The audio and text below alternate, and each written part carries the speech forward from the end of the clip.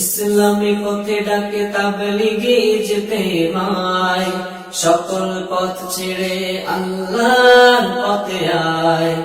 ইসলামী পথে ডাকে তাবলীগে ইজতেমায়, সকল পথ ছেড়ে আল্লাহর পথে আয়। আসসালামু আলাইকুম।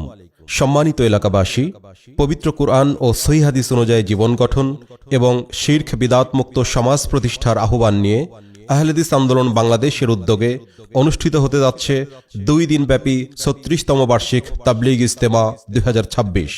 স্থান রাজশাহী কেন্দ্রীয় বাস টার্মিনাল সংলগ্ন ময়দান, নওদাপাড়া, রাজশাহী। তারিখ 2 ও 3 এপ্রিল 2026, রোজ বৃহস্পতি ও শুক্রবার। উদ্বোধন প্রথম দিন বাদ আসর।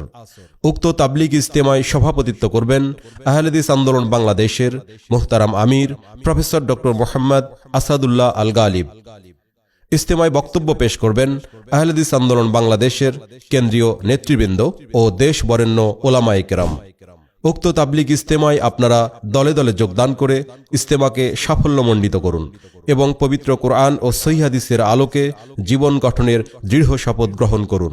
সাথে সাথে বজ্রকণ্ঠে আওয়াজ তুলুন, সকল বিধান বাতিল করো, ওহির বিধান কায়েম করো, ওহির বিধান কায়েম করো, সকল বিধান বাতিল করো।